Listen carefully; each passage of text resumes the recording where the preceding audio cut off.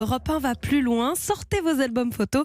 Aujourd'hui, une enquête Pierre sur l'inoubliable photo de classe. Ouais, et préparons-nous à prendre un coup de vieux. 12 millions d'élèves posent chaque année devant le photographe pour cette photo de classe, de la photo sérieuse à la grimace. C'est le grand écart et ça fait plus d'un siècle et demi que ça dure. On en parle dans Europe 1 va plus loin ce matin avec notre spécialiste éducation Virginie Salmen. Bonjour Virginie. Bonjour. D'abord, vous nous plongez dans l'ambiance. Oui, je suis sûre que ça va vous rappeler des souvenirs. L'atmosphère de la photo de classe dans la cour de l'école, ça n'a presque pas bougé. Allez, prêts enfants 1, 2, 3. Maintenant tout doucement, on va chuchoter Wistiti. 1, 2, 3. Encore une autre. 1, 2, 3. Voilà, ça c'est une très jolie cour d'école du 19e siècle en région parisienne. Et vous l'avez peut-être remarqué si vous avez des enfants ou des petits-enfants, il y a maintenant d'autres styles de photos en plus de la photo classique. Écoutez. Et comme vous avez été super sympa, on fait une belle photo grimace.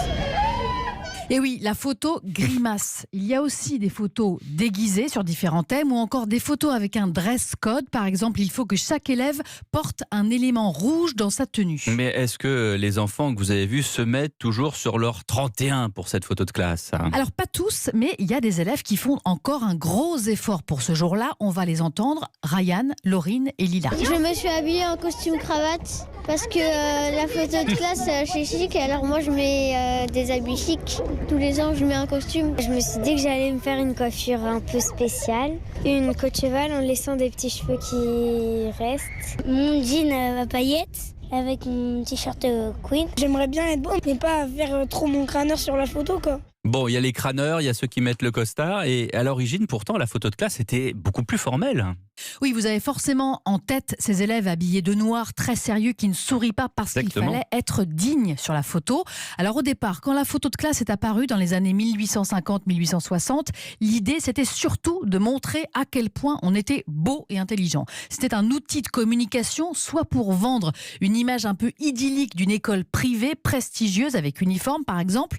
Dans les années 1930, quand les appareils ont pu photographier à la lumière artificielle en intérieur, là on photographiait aussi la salle de sport, les installations de sciences pour les plus grands, pour montrer l'excellence de l'établissement. Et puis, un peu plus tard, ça a aussi été une façon de faire la pub, entre guillemets, de l'instruction du peuple et de l'école républicaine, une façon d'attirer les gens vers la communale. Alors vous savez, il y a le musée de l'éducation à Rouen, en Normandie, qui conserve des dizaines de milliers de photos de classe. D'ailleurs, vous pouvez aller voir si vous trouvez la vôtre, ou bien celle de personnes connues. Elles sont consultables sur leur site internet, et sur ces photos de toutes les époques jusqu'à aujourd'hui, eh bien, on voit les courants de la société qui s'expriment. Par exemple, juste après mai 68, c'est la directrice du musée, Delphine Campagnol, qui nous raconte. Il y avait des élèves qui sont en train de fumer et on les photographie alors qu'ils ont la cigarette à la main avec leur professeur, mais tout le monde est vraiment dans une attitude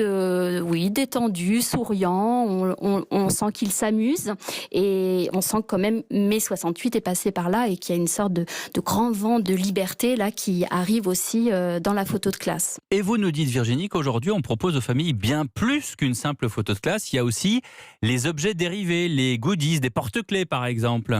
Oui, d'ailleurs, le porte-clés, c'est le best-seller. Et alors, vous savez à quoi sert l'argent récolté avec les photos de classe ? Non. Réponse avec le directeur de l'école où nous étions tout à l'heure, Alain Couralucci. Alors, la photo de classe sert à financer les coopératives scolaires.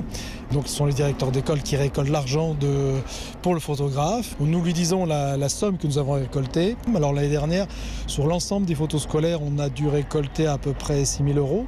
On reverse à plus de 4 000 euros. Donc, on garde un tiers de la somme pour la coopérative scolaire. Donc, c'est une rentrée d'argent non négligeable pour les écoles. Oui. Voilà, 2 000 euros en plus, vous savez, des contributions volontaires des parents en début et en milieu d'année, le petit chèque facultatif dans le carnet de liaison.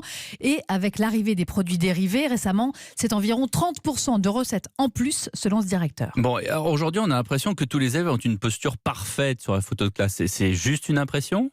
Non, c'est pas une impression, c'est la retouche photo. Vous savez, les photographes scolaires prennent 3 ou 4 clichés de la classe. Ça leur permet, s'il y a un élève qui ferme les yeux ou un autre qui se gratte le nez, de retoucher la photo en prenant le visage sur l'une des meilleures photos. Et puis, pour garder une mémoire de toutes ces classes qui défilent devant le photographe, chaque année, le musée de l'éducation demande à toutes les écoles de lui envoyer les clichés qui n'ont pas été achetés par les familles pour enrichir les collections pour les historiens, les sociologues des années qui viennent.